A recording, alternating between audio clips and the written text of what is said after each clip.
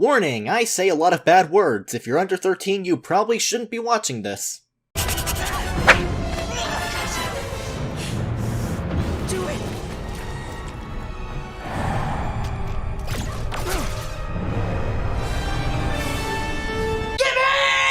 Star Wars! No! Jesus. Huh? No, come on. What? Sorry. Now, where sorry. were we Come on, exactly, get up, dude. huh? Get up. We're sorry, man. We're sorry. Help! There's a guy with a gun! I have very complicated feelings when it comes to Star Wars. I love the franchise itself, the setting, the characters, the imagery, the narrative themes, some of the movies, but it's so actively unfun to talk about in a non-contained space, mainly because hyperbolic people on the internet and big evil megacorporations ruin everything they touch. Thanks for nothing. I'm really doing my best to speak my mind and not step on anyone's toes here. I know Star Wars is a very contentious thing, especially these 3 movies, but I have a bad feeling the wrong person is gonna find this video and still somehow get mad about something. When it isn't someone going on an overly long, hyperbolic diatribe about how the latest movie that fell short of expectations ruined their childhood, somehow, it's big companies milking every last bit of money out of the general public with the license. For the record, this has been the case long before Disney bought the license. Everyone acts like Star Wars became too corporate because of Disney, but Lucas also milked the ever-loving fuck out of the IP before handing it off to Disney to do the same, and both Lucas and Disney have made their share of "why did you think that was a good idea?" decisions over the years. For some reason, Disney thought to hand exclusive rights to Star Wars video games to one of the most hated companies in the world, EA. You know, the same EA that's at the center of at least one major controversy per year and is widely hated by both consumers and creatives within the industry. That EA? Turns out that wasn't exactly an ideal decision, who would have thought? While in the past couple of years we did get Jedi Fallen Order and Squadrons, which most agree are pretty good Star Wars games, EA's handling of the license was pretty lousy overall, and everyone with foresight knew it would be. Out came Battlefront 2015, a modern reimagining of the Star Wars Battlefront series that showed off incredible visuals and sound, but launched in such a bare-bones state, gutting so much of the interesting content from the older games, along with rushing it out the door to tie in with the first theatrical Star Wars film in a decade. Well, not counting the Clone Wars pilot. While that game did get a fair bit of heat at launch, it wasn't anything too out of the ordinary for EA, and at first glance it seemed like Battlefront 2 was going to be correcting these issues. More game modes, content from both the prequel and sequel trilogies, an actual single-player campaign? It all just seemed like it was going to be a much better game and a more faithful take on the old Battlefront formula.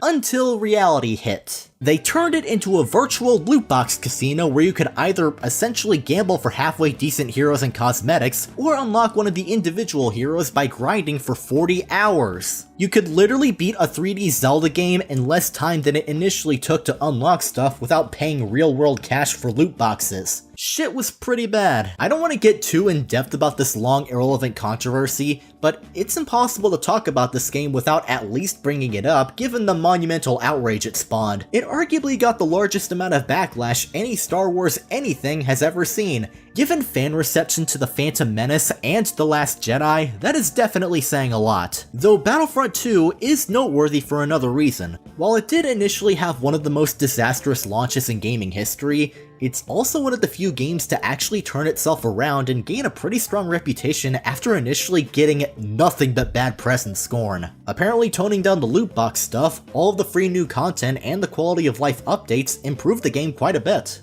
I swore off ever touching this game for the longest time after the controversy, but positive word of mouth surrounding the game's current state did convince me to at least try it out, if nothing more than to satisfy my morbid curiosity. My very strong and unhealthy morbid curiosity. Also, insert a pointless, unfunny jab at any of these movies because making jokes that aren't cheap potshots is too much work. I can only imagine how fun the comment section is gonna be due to the very nature of the subject matter. As a heads up, the first half of this review will be about the multiplayer, and the second half will be on the single player. Just to clarify, neither mode affects my opinion on the other. Anything positive or negative I say about multiplayer strictly applies to multiplayer, and the same goes for the campaign. For those living under a rock, the Star Wars Battlefront games are a series of first or third person shooters that put their main focus toward the multiplayer component. While they do have single player campaign content, Most of the time, the biggest selling point for Battlefront is and has always been the multiplayer game modes, especially since Battlefront 2's campaign is far from the best, but we'll get to that hot mess in a bit. Battlefront puts a lot of focus on unit classes. Every faction in the game starts off with a default set of 4 classes, those being Assault, Heavy, Officer, and Specialist. As a typical match goes on and players earn more battle points,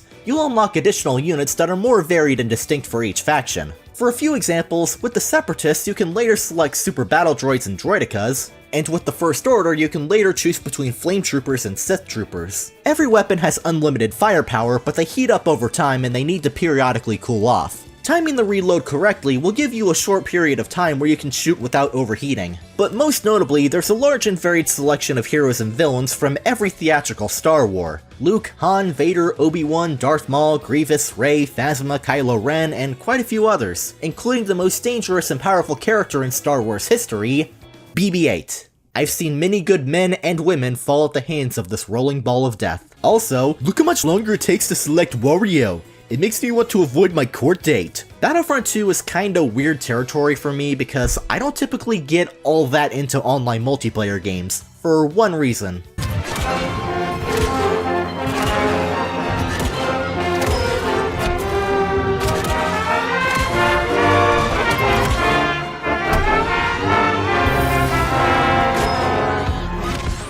I'm very bad at them. More often than not, my experience with online games ends with me getting my ass beat by people who have better reflexes and a stronger grasp on the game mechanics than I do. Whenever it's a team-based shooter, oftentimes I feel like I just get pummeled by everyone with little effect on whether my team wins or loses. But that said, I still had a pretty good amount of fun with Battlefront 2, even if I'm far from good at it. There is a pretty decent amount of variety in terms of game modes to play.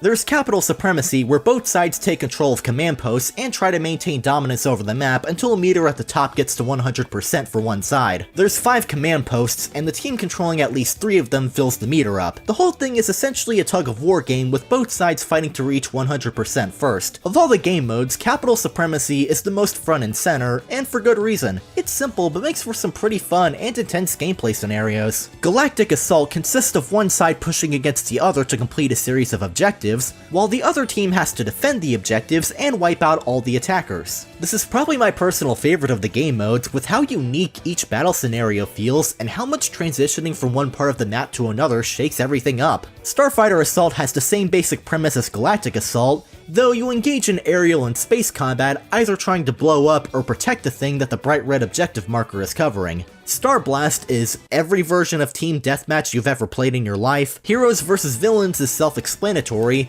and Ewok Hunt is a thing? I played one match of it and wandered around for a few minutes doing nothing, and then it ended.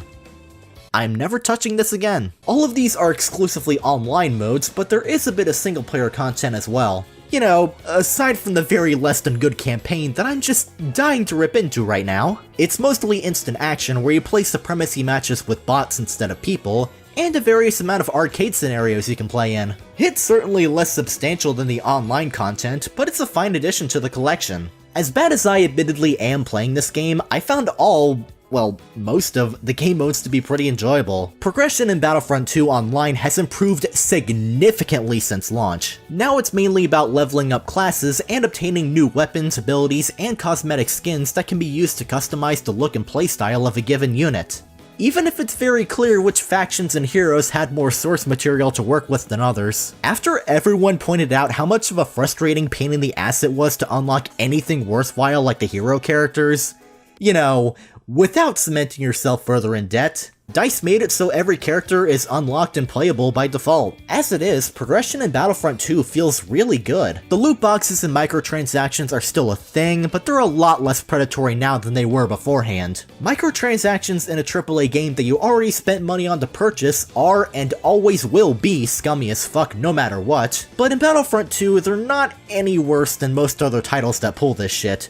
Still not a good thing that they're there at all, but considering how the game initially launched, it could definitely be a lot worse. I know I'm giving Battlefront 2 a backhanded compliment at best concerning this aspect, but it's kinda warranted given this game's very less than favorable first impression to the general public. Battlefront 2 is a mechanically solid multiplayer shooter that's a pretty fun time once you get past a bit of a learning curve with gunplay, and the less obvious nuances of hero combat. The space combat could have had a few more maps and modes, however. Starfighter Assault is the only mode that really takes advantage of it, and the selection of maps is quite limited, unfortunately. It's fun, but it's pretty lacking in content compared to ground combat.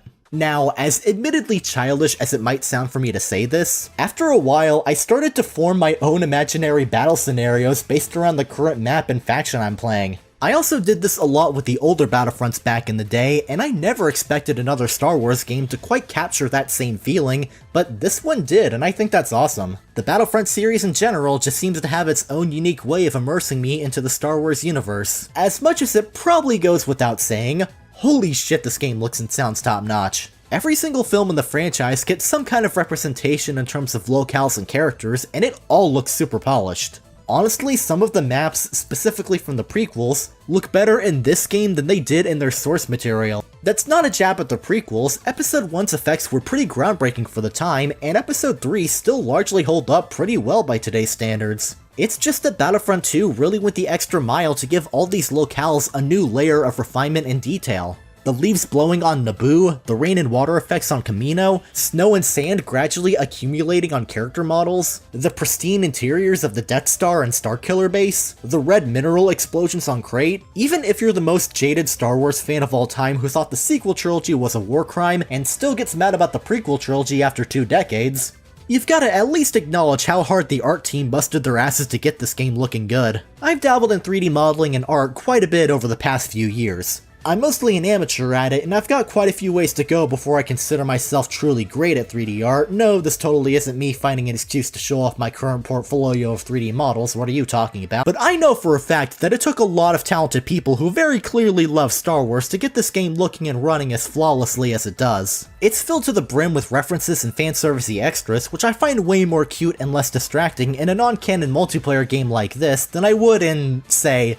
a canonical story that expects to be taken seriously. I played this game on the base PS4 and I had pretty much no issues with frame rate, online connectivity, or finding a match to play. My experience with this game has overall been pretty smooth. That, and the entire cast, whether they be from the movies or the Clone Wars show, all turn in solid performances to feel and sound authentic to how the characters are typically portrayed. Though it does feel a bit weird hearing the voices of James Arnold Taylor, Matt Lanter, and D. Bradley Baker come out of the more realistic character models, as opposed to the stylized ones from the animated shows. I want to emphasize that anything and everything nice I have to say about Battlefront 2 is solely to the credit of DICE, because they were the ones who did all they could to refine and improve the game, while EA's corporate scumfuckery tanked the game's reputation and ruined all of DICE's hard work for the longest time. While it's definitely a good thing that Battlefront 2 is now in a state where it's a pretty good multiplayer shooter instead of a predatory virtual gambling machine, that does not in any way excuse the game being the latter in the first place. It's one thing for the game to have issues with balancing and online connectivity that get patched over time. That's expected and understandable. It's a completely different thing to deliberately force the game into shady, unethical monetization practices in a desperate attempt to get extra money, when the game was already guaranteed to be a financial goldmine because it's fucking Star Wars. The brand name alone prints money. Most of the time. Yes, this is all largely water under the bridge now, and the game has been left in a pretty good state all things considered, but this is still one of the many reasons why EA deserves nothing but scrutiny, and why Disney handing them the license to Star Wars was one of the worst decisions they've ever made with the IP under their ownership. While I'm being critical of things that went wrong with this game, I feel like this is the ideal time to transition over to, the single-player campaign. One of the most poorly written things I have ever seen come out of Star Wars. They are real to me! One of. It honestly amazes me how poorly executed and told this entire campaign is. I would actually put even the worst of the Star Wars films on a higher pedestal than this. I'm not trying to be hyperbolic or anything, I swear to God it's really that bad. But am I really going to spend so much time ranting on a 4 to 6 hour long campaign that most people don't even talk or care about anymore? Oh, you bet your ass I am! Battlefront 2's campaign initially sold itself on being a story told from the perspective of the Empire, and at least starting out, that definitely seems to be the direction it takes. You play as Iden Versio, a female pilot who's part of an Imperial Special Forces unit called Inferno Squad. The story begins during the events of Return of the Jedi, where the rebels are planning the assault on the second Death Star. Iden Versio is being held prisoner and interrogated by the Rebel Alliance, where for some reason they don't think to remove and confiscate her armor or helmet. I'm pretty sure both of those things qualify as evidence or contraband or something. And wouldn't you know, the helmet signals her droid to activate and bust her out of her cell. Maybe they should have taken the helmet out of the cell, that might have prevented that. She successfully destroys a message that would give away Endor being a trap, which doesn't really matter much anyways because, well, you've seen Return of the Jedi, you know what happens. During the aftermath, Iden and the rest of Inferno Squad, all 3 of them, why aren't there more? Are then told posthumously by Palpatine to begin Operation Cinder, but not before the story just has a random diversion where Del Meeko, another member of Inferno Squad, goes to some planet and coincidentally comes across Luke Skywalker. And this is literally the only time Luke shows up in this story. He goes to some planet, cuts down a bunch of stormtroopers, meets up with Del Meeko, they kill a bunch of bugs, find something Palpatine used to have, I guess, and then Luke's gone for the rest of the game. Huh? Okay, that was totally important. We then go back to Operation Cinder, which, for the record, is the dumbest fucking plan I have ever seen Palpatine come up with. It's even more ridiculous than all of his dumb bullshit in The Rise of Skywalker. Operation Cinder involves the Empire manipulating weather patterns to destroy planets that are loyal to the Empire. It is literally the Empire destroying itself intentionally. Apparently some Admiral character in this game claims it's to remind the galaxy who's in charge and scare people into loyalty towards the Empire. It only takes 2 seconds of thinking to realize how counterproductive destroying your own allies actually is. I had to look up the actual reason why Palpatine gave this order because the game didn't explain, but apparently it was to punish the Empire for failing to keep him from dying. Which is stupid. One of the worlds attacked as part of this very dumb plan is Iden and Del's home planet of Vardos. This is the point where the whole play on the side of the Empire thing is tossed out, because Iden and Del pull an immediate 180 and betray the Empire as well as Gideon Hask, the 3rd member of Inferno Squad. Iden's entire character up to this point has been unquestioned loyalty to the Empire, and in what feels like a horribly rushed scene, she and Del immediately with no build-up tell the Empire to go suck a dick. It was obvious that this was the direction the story would eventually take, but Iden's betrayal is so rushed and jarring. She goes from devotion to the Empire to blowing up the Empire with an AT-AT in the span of 10 minutes. At this point, you immediately switch sides to the Rebellion. Now, okay, this still could be something interesting with Iden and Del trying to win favor and trust with Leia and the Rebels. They help out on one mission and become immediate besties. Okay, maybe there could be internal conflict about Iden adjusting to her new life and reflecting on her betrayal against the Empire. Nothing like that happens. Iden Versio sucks. Aside from unshakable devotion to whoever she chooses to side with, there is nothing to her character. Her arc begins and ends in the span of 2 missions. You never even get to see the, in theory, interesting part of her story, which would be integrating into the Rebel Alliance because there's a time jump that skips months ahead of it. It's ridiculous. Iden and Del feel like worse copies of Finn, a character that they already dropped the ball with as the sequel trilogy went along. The game itself doesn't even seem all that interested in the main conflict or any of these characters, given that every other mission interrupts it with an irrelevant side story where you play as a character from the original trilogy. There was that one mission with Luke, Leia defending Naboo from Operation Cinder, which, to be fair, at least connects to the main story, Han and Chewbacca at Maz Kanata's castle from The Force Awakens, where they basically retread that one action sequence from the movie, and Lando Calrissian blowing up an Imperial Walker factory. The rest of Iden's story is taking out more Operation Cinder stuff, meeting up again with Gideon Hask, the one Inferno Squad member who didn't defect,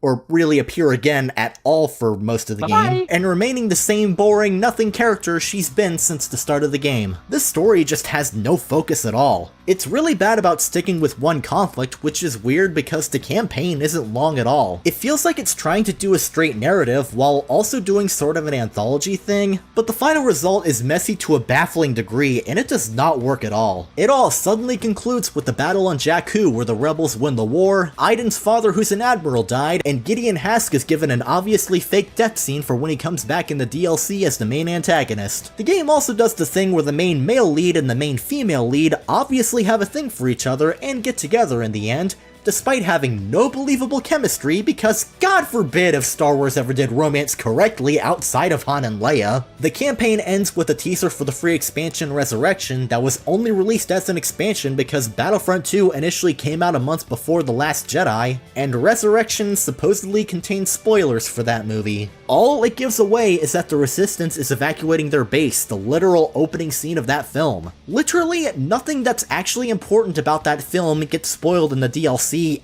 at all. Why did they feel the need to cut it out of the main story? Resurrection is set about 30 or so years after the ending of the main campaign. Apparently the one time Del Meeko met Luke on that bug planet decades prior was enough to give Kylo Ren vital information for finding the map to Luke Skywalker, which led to him going to Jakku. Literally, this one teaser is apparently what sets in motion the events of The Force Awakens. Resurrection runs concurrently to the events of Episode 7, and it ends around the beginning of Episode 8, focusing on Iden and Zay, her and Del's daughter, investigating Del's disappearance as seen in the epilogue. Doing so, they come across a group trafficking children for the First Order's Project Resurrection, the initiative that Finn and that one group of ex-stormtroopers from the Rise of Skywalker were a part of. They blow up their ships, land on Iden's now ruined home planet of Vardos after Zay crashes and goes missing. They run into Gideon Hesk again, infiltrate a First Order command ship, and find intel about the Dreadnought from The Last Jedi's opening, setting in motion the events of that film as well. Hask dies unceremoniously, Iden dies too. I couldn't give less of a shit about this, holy fuck, I am just so glad this is almost over. And the game ends with Zay, who had no prior on-screen interactions with Leia beforehand, being tasked with rallying resistance forces in the Outer Rim, which probably explains why they go from about 20 at most soldiers left at the end of The Last Jedi to a fully stocked base in The Rise of Skywalker. Could this expansion have served any purpose other than making these boring one-dimensional slates responsible for literally everything in the sequel trilogy? Del and Gideon set up The Force Awakens, Iden sets up The Last Jedi, and Zay sets up The Rise of Skywalker. This is so fucking ridiculous.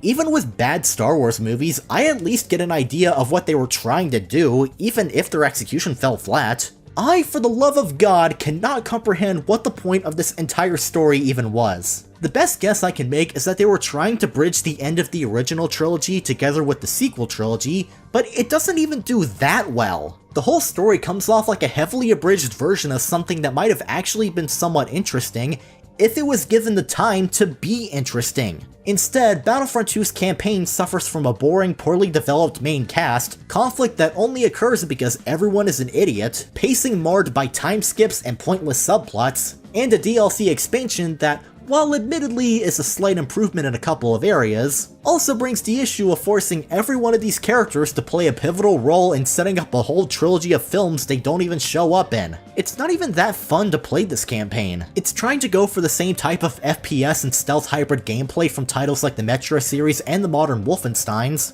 but the mechanics of Battlefront 2 just don't gel together effectively for this. There's like 2 enemy types with no variation, the AI is a joke, stealth mechanics are clunky, frustrating to work with, circumstantial, and ultimately pointless, and the level design is awful because the mechanics are very heavily reliant on cover, but the game hardly ever gives you any cover to work with. It's overall a really bad campaign and allows the representation of the much better multiplayer shooter Battlefront 2 is known for being. Now, it's not all bad. Whenever you gain control of a ship or a walker, it's actually pretty enjoyable. I very much enjoyed the vehicle segments way more than I did the main chunk of the campaign. That and the mission on Jakku was admittedly pretty dope. Its open-endedness for sure makes it stand higher than the rest of the campaign.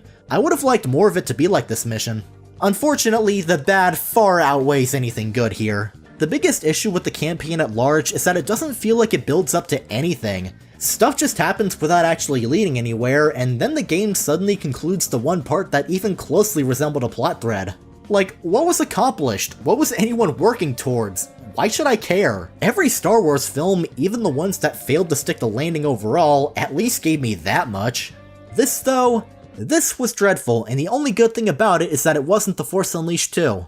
I can't help but feel like it was all a squandered opportunity. Sure, it's easily ignorable, and it has no bearing on anything else in Battlefront 2, which is probably why no one ever brings it up anymore, but a good campaign can go a long way for a multiplayer shooter. I'm just saying, Master Chief wouldn't be a gaming icon or the face of Xbox if nobody cared about good shooter campaigns. I guess now comes the question, would I give Battlefront 2 a recommendation? Well, that largely depends on a few things. Battlefront 2 in its current state is a good game. It wouldn't have gotten a wide resurgence if it wasn't good, or at least didn't have something that grabbed people. If you like online multiplayer shooters, you'll probably enjoy this quite a bit, even if you're not a Star Wars fan. But if you hesitate to give financial support to games that pull scummy shit like what this game did at launch, or you're like me and you just hate EA and the ground they walk on, I can completely understand passing it up. If you're exclusively looking for Star Wars games with story-driven single-player content, don't waste your time with this one. Not only is Battlefront 2 significantly lighter on that aspect, but what's there is awful and not worth experiencing. You're better off taking your chances with Knights of the Old Republic or Jedi Fallen Order. Hell, I'd argue the OG Battlefront 2 is better in that area.